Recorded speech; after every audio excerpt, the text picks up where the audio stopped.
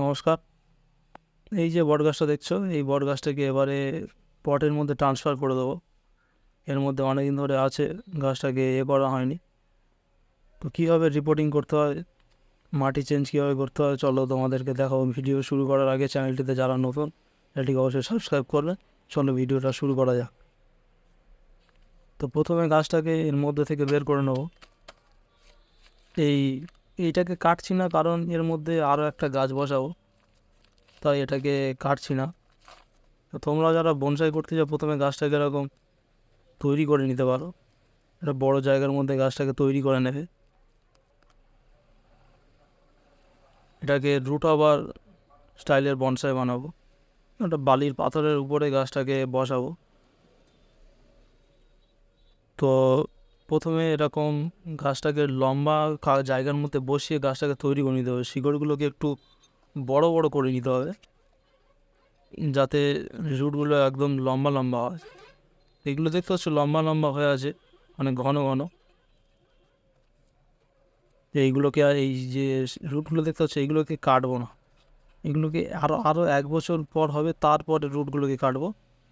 তো এইগুলোকে প্রথমে এরকম বন্ধ করে নিয়ে মাটিগুলো দিয়ে দেবো। মাটিটা যারা তৈরি করবেন, একদম ঝুড়ো ঝুড়ো মাটি তৈরি করবেন। বালি দেবেন। কোকোপিট যদি না থাকে, কোকোপিটের বদলে ধানের ভুসি বা কাঠের ভুসি ইউজ করতে পারো। আর পাতা পচা সার, গোবর সার, এই কটা ইউজ করতে পারো।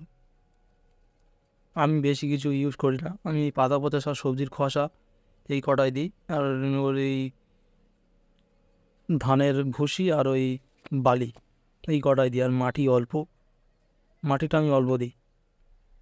পাতা পচা সারটা আমি একটু বেশি দিই,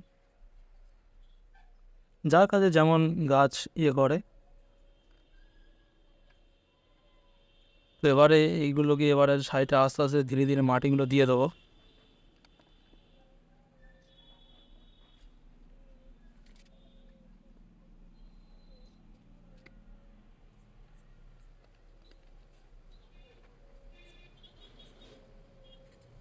তো এই গাছটাকে 1 বছর পরে গাছটাকে আবার করবো।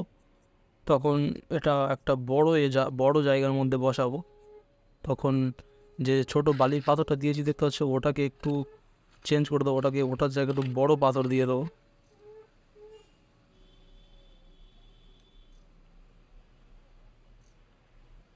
তো মাটি দেয়া কমপ্লিট দেখতে পাচ্ছ। তো ভিডিওটা এই পর্যন্ত। ভিডিওটা ভালো লাগলে অবশ্যই চ্যানেলটিকে সাবস্ক্রাইব করবেন, এরকম আরও ভিডিও পেতে চাইলে।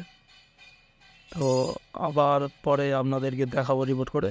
তো চলো, ভিডিওটা পুরো দেখার জন্য ধন্যবাদ।